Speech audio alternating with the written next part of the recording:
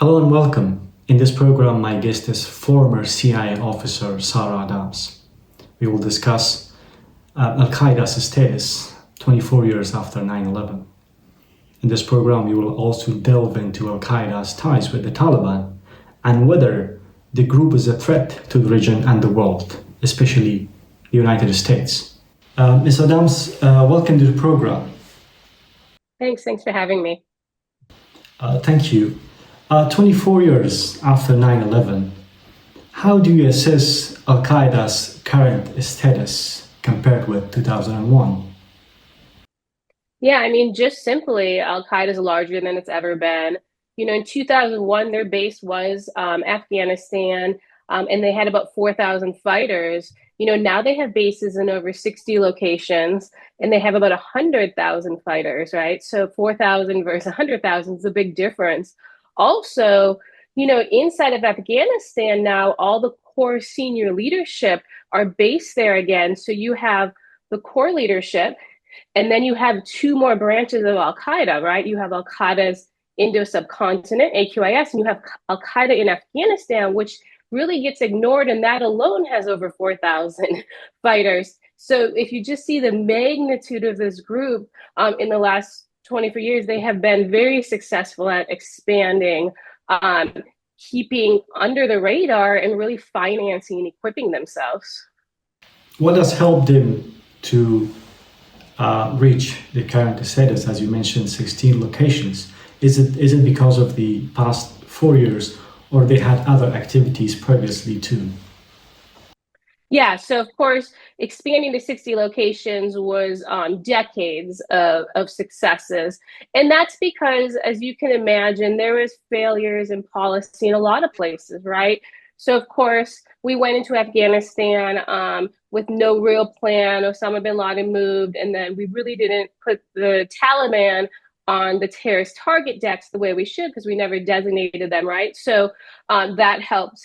We went into Iraq when it really wasn't involved in 9/11. That split the war. It brought in a lot of recruits to Al-Qaeda, and even Al-Qaeda created a new branch at the time, Al-Qaeda, in Iraq. That helped. The Libyan revolution, that was pretty much backed by Al-Qaeda, even though people think it was a revolution of the citizens, right? So when Gaddafi fell and the new government came into Tripoli, that new government was backed by Al-Qaeda. So in Libya, like Al-Qaeda is in control of the central bank, for example, like terrorists are in Afghanistan. And then even if we go kind of more current day, we have obviously the fall of Syria, backed by Al-Qaeda. Al-Qaeda sent 10,000 fighters to support Julani, several thousand in that. So they keep having compounding victories. And if you notice, they're close to maybe taking Mogadishu. Right now, Al-Qaeda controls about 50% of Somalia. When they take Mogadishu, it'll be another country they control. So everything has compounded over the last 2 decades to lead them where they are today. And then, of course, the fall of Kabul cemented them and gave them their base back, and they were all able to move back into Afghanistan, and really restart things like external operations. When you say external operations and moving back their bases into Afghanistan, from which places they have moved in, and what are their focus right now in Afghanistan? Attacking where? Outside of Afghanistan? Sure, yeah. So Al-Qaeda has almost 40 established bases inside of Afghanistan, and then they're building about a dozen more. So they'll have about 50 established bases in the next several months, okay? So in those 50 bases, they're all over. They're in the south, they're in the east, they're in the north. There's been a lot of press how they're in Panjshir, right? So, but they're all over. There's so many in Kandahar, there's so many in Helmand, there's so many in Nangarhar. So the thing is, depending on the location, they have different focuses. And each of those camps trains terrorists from other groups. Some of the camps train BLA. Some of the camps train TTP. Some of the camps actually train ISIS. Some of the camps train Pakistani terrorist groups like Lashkar-e-Taiba, Jaish-e-Mohammed. Some train the Syrian Mujahideen. So you have to look at then when you say what they're focused on, it depends. So like there are camps in the last 6 months in Paktia that trained Al-Shabaab, right? So they trained Al-Shabaab, and then they deployed to Somalia for the Mogadishu effort. Down in Helmand, they did a lot of training at Shorabak for the Syrian Blitzkrieg, right? So they trained there, they deployed to Syria. Then there's camps focused solely on the West, right? Suicide bomber camps, urban warfare camps. So those terrorists trained and they deployed to Europe and the United States. And then they have other things. They've deployed terrorists to Yemen. They've deployed terrorists to the Middle East, etc. So it's a very big effort, and it's hard to say they have a single focus because they don't. They have an Africa focus, a Middle East focus, a North America focus, and a Europe focus, and they're all going hard on all of them. So you mean that they're operating in a way that there isn't any disturbance to their activities within Afghanistan? They're actively training people for their goals. Yeah, there's only 2 strikes I even know of against Al-Qaeda since 2022. There was the strike, of course, in Kabul that killed Dr. Ayman al-Zawahiri. And then about a year and a half ago, a tad less, Pakistan did a strike against the TTP in Afghanistan. They actually hit a Haqqani training camp, but the camp at the time had TTP Haqqani and the trainers were Al-Qaeda, but the Al-Qaeda trainers actually survived. They were Libyan. So other than that, Al-Qaeda hasn't had to worry about any kind of offensive efforts against them. So they can train, deploy, do anything they really want to, and they have no actual enemy right now, if you think about it. Coming to the Taliban ties with Al-Qaeda, you mentioned their bases in Afghanistan and the group's strength, specifically over the past 4 years. How is their ties with the Taliban? At which level? I'm sure it has different dimensions. Yeah, there's 2 different levels if you look at it. One level is they're just intermarried, right? So the first generation Al-Qaeda married the first generation of Taliban. So when I say that, I'm talking about the daughters and sons of Jalaluddin Haqqani, Mullah Omar, and Mullah Akhtar Mohammed Mansour. Okay, so they have intermarried. So now the second and third generation, the families are like Bin Laden Haqqani or Bin Laden, Omar's family, etc. Right, Kandahari Taliban. Then the second thing that a lot of people don't talk about is there's a lot of Taliban commanders who are dual-hatted. So they're a senior member of the Taliban, and they're also senior within Al-Qaeda. A really good example is Agha Hakim, right? He is the governor for the Taliban in Panjshir, and then he's also head of Al-Qaeda's Afghanistan branch, right? He spent many years with Zawahiri in Waziristan. So we have to remember these are long historic relationships. A lot of people think of it as in like 2001, and it was just, oh, we gave some refuge to Al-Qaeda. Now they live together, they're co-located because they're married, they're family, they're blood. You can't separate Al-Qaeda, the Haqqanis, and the Kandahari Taliban anymore because their children are brothers and cousins and sisters. Based on what you have assessments regarding their ties, and according to many UN reports, of course, the Taliban continue to have some type of ties with the Taliban. But the Taliban deny these reports and these information about their ties with Al-Qaeda, and they say they haven't kept such ties with the group. Why would you think, based on which evidence they are making such claims and denying the reports and information about international organizations? Yeah, of course they're denying them, right? Because they're bringing in international aid money and they're bringing in counterterrorism dollars, right? So if they had ties with Al-Qaeda, most countries have financing laws, right? Where you can't provide material support to terrorism. So you wouldn't be able to send these humanitarian dollars or these counterterrorism dollars to the Taliban because it would be illegal, right? It'd be against the law. It's against the law here and we shouldn't even be doing it. So that's why they have to lie about it. But remember, in these terrorist camps, Taliban are also trainers. Taliban are fighters. Taliban provide a lot of the security at the camps. A lot of Al-Qaeda security is actually MAWJ 313. So when you pull up to the gate of the camp, the first like checkpoint, that's MAWJ 313, right? That's the Haqqani network. Depending on where the camp is, down in Kandahar, a lot of the camps of security is overseen by the supreme leader, Haibatullah Akhundzada, right? He gives approvals for Al-Qaeda to operate. He gives Al-Qaeda approval to take over certain lands and compounds, etc. And then, of course, when you get into some other areas, Mullah Yaqub, the Minister of Defense has a lot of control, especially over in Helmand, for some of those properties and the oversight and security of them, right? So all of them are very, very close. You know, we had an attack. Most people know that I work, you know, we had an attack in Benghazi, right? And the mastermind of our attack, you know, his group was AQIM, right? Al-Qaeda's North Africa branch. And actually senior leaders from their branch are actually working with Mullah Yaqub right now, and he's training up their attackers, right? So that is the Minister of Defense of the Taliban training AQIM, a designated terrorist group, to the United States. So there's plenty of evidence they're involved, not to mention if we don't even just talk about Al-Qaeda and we talk about training of other groups. Like TTP is a really good example. Another really good example people ignore a lot is the Islamic movement of Uzbekistan. 5 of its senior most leaders are based in Afghanistan. Their government just recently, a couple of weeks ago, asked for 2 of them, right? That's also a designated terrorist group in our country. So for them to say we're not harboring and supporting these people and countries are actually asking for the terrorists based on their soil, you know, it's just they're very two-faced about it. About TTP, you mentioned TTP. Taliban are also denying the presence of TTP, while the UN monitoring group in its recent report said that TTP has almost 6,000 fighters in Afghanistan.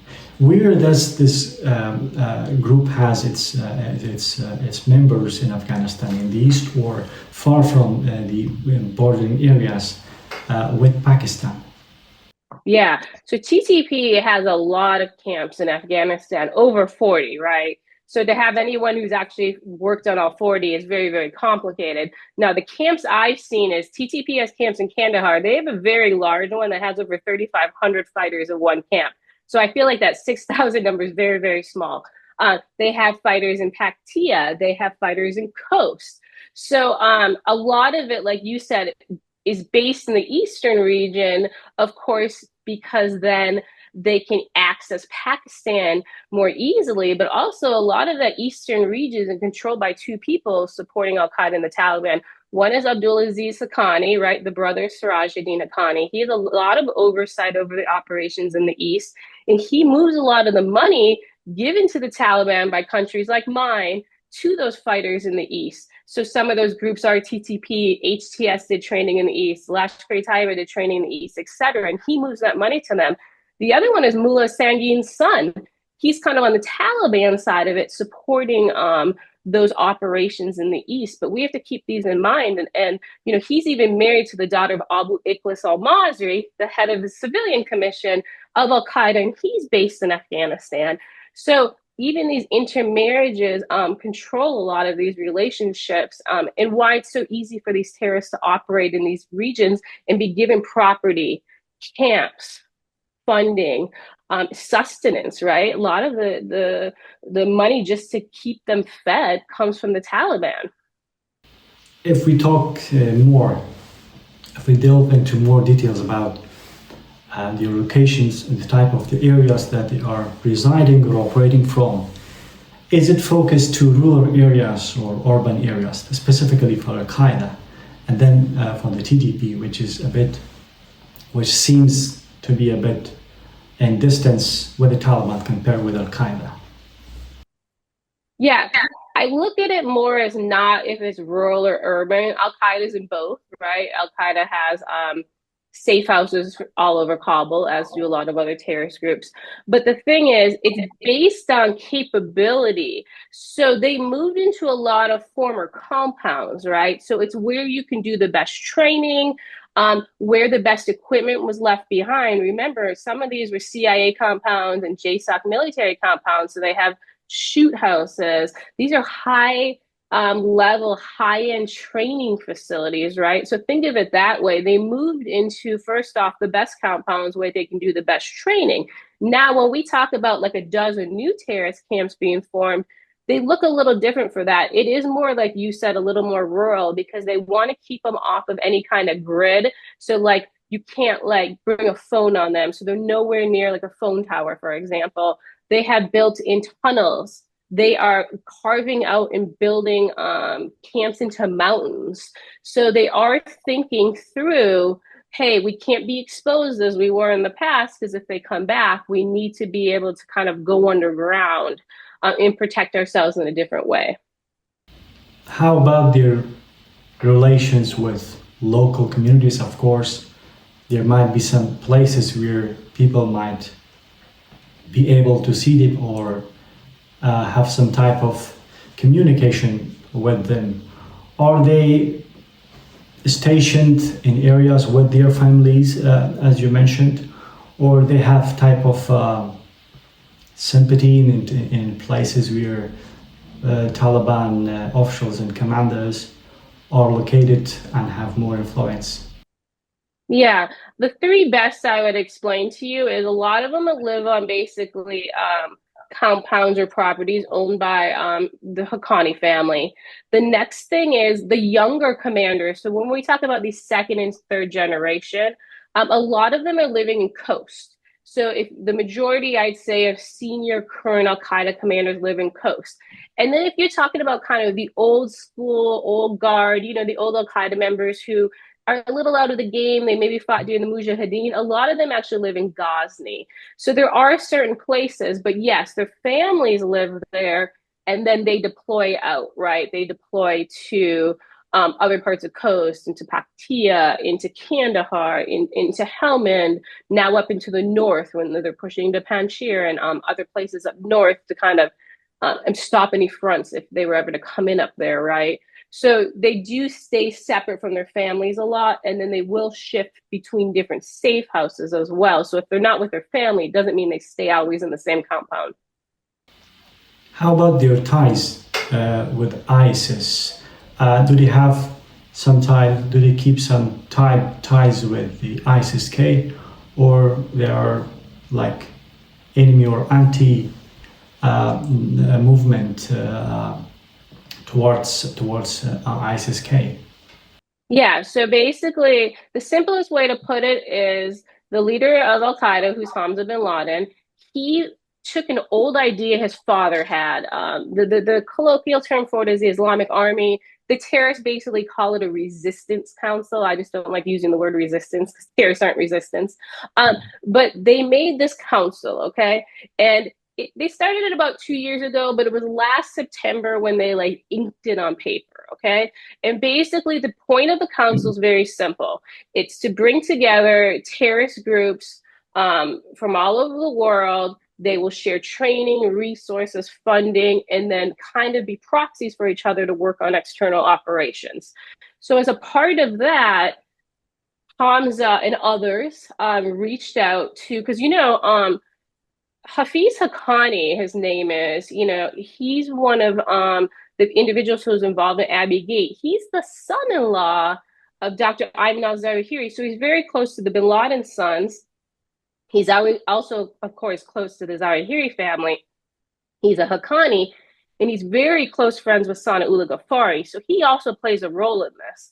But anyway, the bin Ladens reach out to Sanaullah, and they start making deals to get ISKP and also the big ISIS, like real ISIS Shura from Syria and Iraq to join this. Now, one of the deals they made, which is really interesting, so ISIS joined this. So Al-Qaeda and ISIS are now aligned.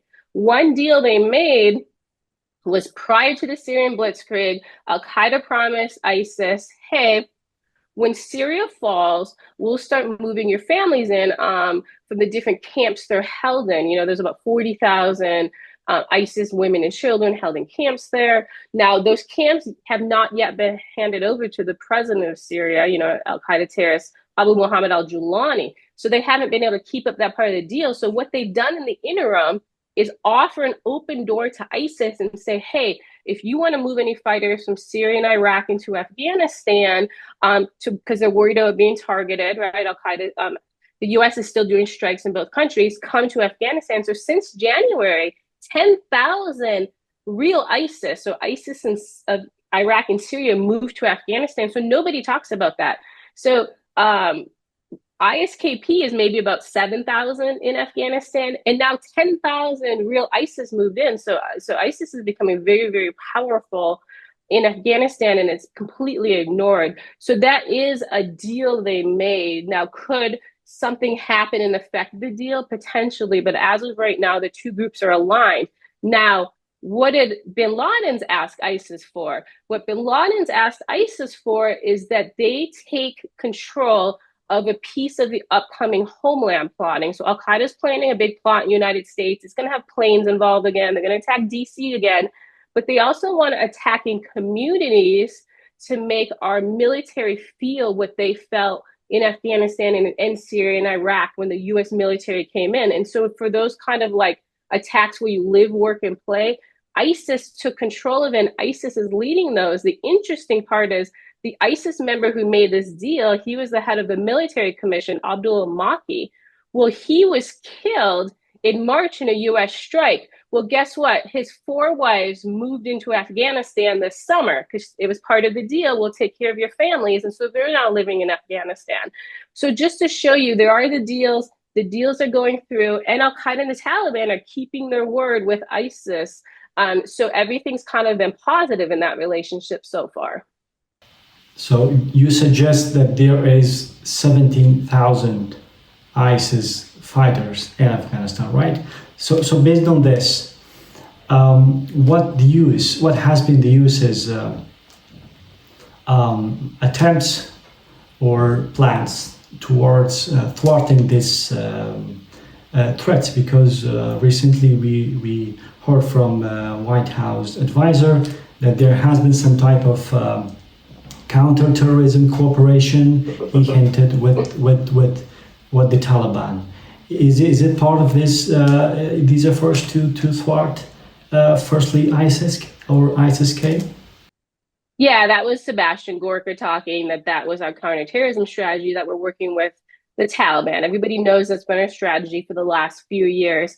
The problem is when the US left Afghanistan in 2021, they abandoned all their human intelligence assets, or they took some of them out with them, right? So then they shifted over and they made the Taliban the base of their human collection in Afghanistan. So the Taliban now is who does CIA's collection in Afghanistan. So if you think about it, then the whole administration in the US government, when they get reporting from Afghanistan, the source is the Taliban.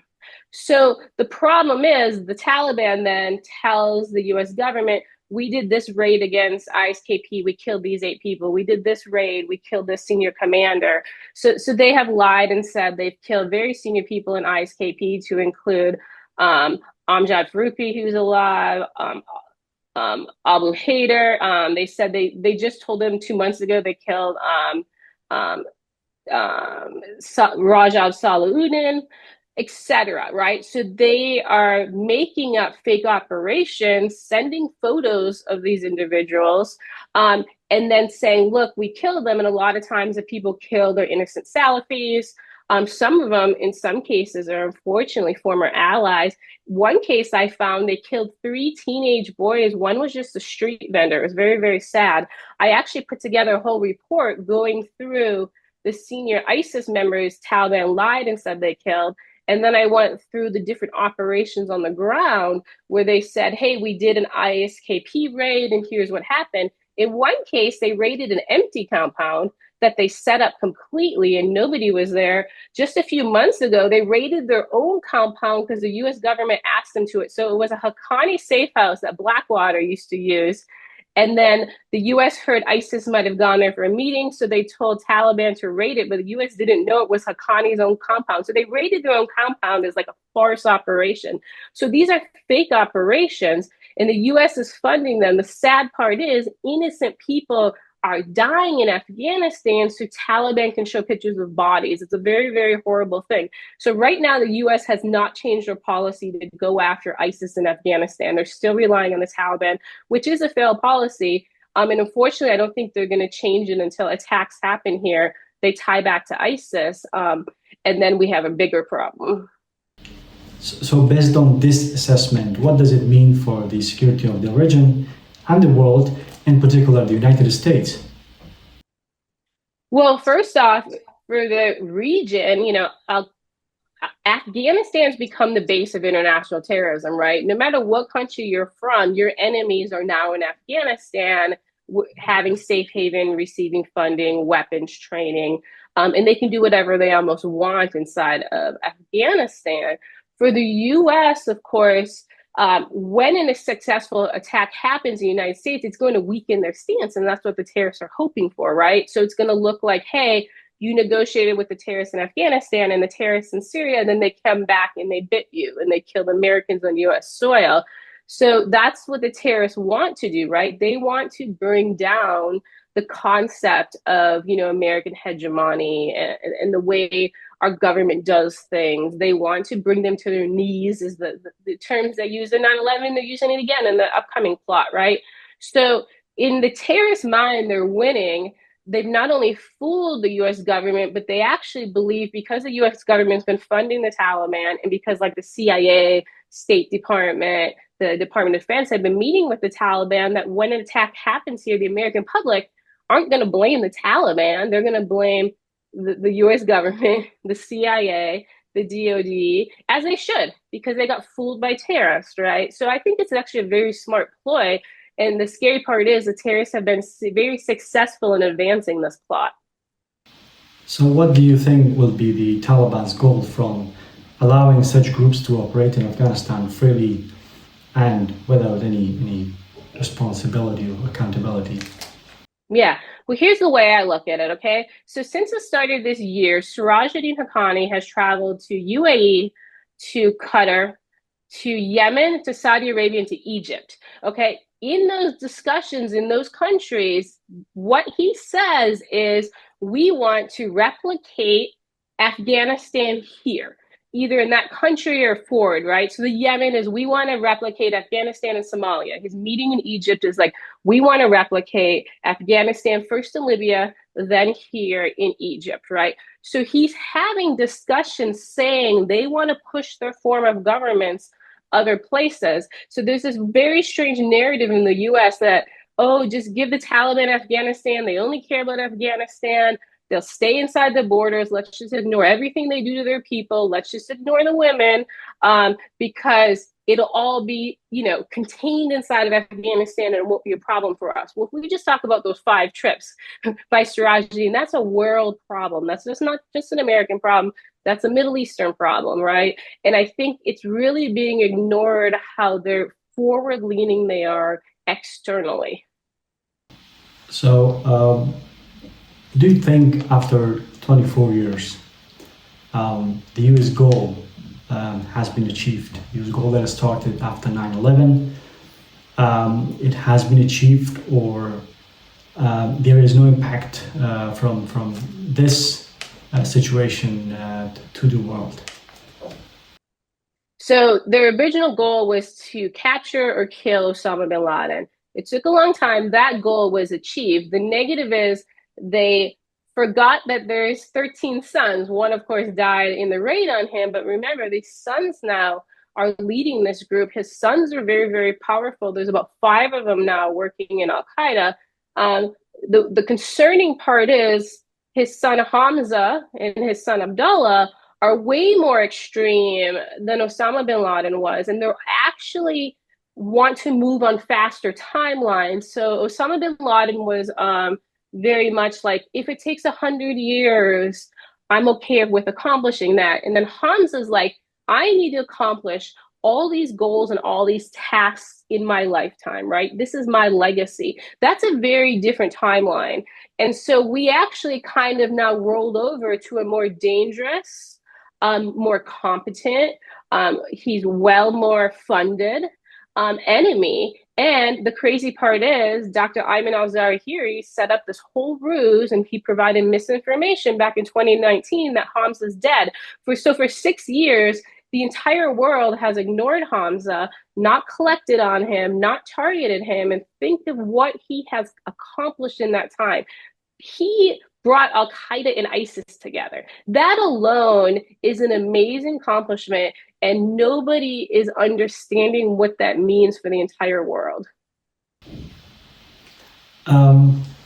Thank you, Ms. Adams. If we move to another small situation, a small matter, if I have your comments on that, which is a little bit relatable to this matter. Based on what we assessed and discussed in this conversation, your recent post regarding some photos has created some buzz in the media. Based on which information and an assessment have you made the remarks and shared the images? Yeah, so Taliban Supreme Leader, again, Hibatullah, basically put out an edict that he would start removing women's photographs from national identity cards. They first started saying, oh, it's going to be if you choose to or not. And then he was like, oh, no, but in Kandahar, we're removing all of them, right? And so this is just another situation where the Taliban are choosing to take a right away from women. And nobody was doing anything about it. Now, while Taliban wives have, as I showed people, diplomatic passports, they're living overseas, they're not living under their husband's rules. And remember, when you have a diplomatic passport, you have immunity in those countries. So it's a very frustrating thing to watch the women of Afghanistan not be able to go to parks, not be able to speak in the public, not be able to read poetry, not be able to work, not be able to leave their home without a mail, etc. While these women are shopping, right, in the mall in UAE. Like, they're living a very different life, and the hypocrisy is so frustrating to me. Now, these women are diplomats, right? Diplomats are public figures. So for anyone who says, oh, you can't share their photos, no. Those are diplomatic passports, right? They chose to go be in that arena, right? Like when I worked in that arena, and that's just how life is. And I'm not going to feel bad, first off, for terrorist wives. I'm definitely not going to feel bad for diplomats. I mean, I've watched diplomats I work with be targeted and murdered by these terrorists, right? So everyone who's trying to act like, oh no, those poor women, no, these women breed, their sons are going to be terrorists. They teach their terrorists to kill us. They are some of the biggest advocates for some of these imposed rules on women. A lot of these women grew up in Karachi, right? They didn't even have to be in any of this fight to begin with, and now they're not the ones impacted in the country. So yeah, a lot of people call it activism. It's not, it's warfare, right? The Taliban is declaring war on the women in their country, and we shouldn't just sit back and allow it to happen. Ms. Adams, thank you so much for your time. Thanks for having me.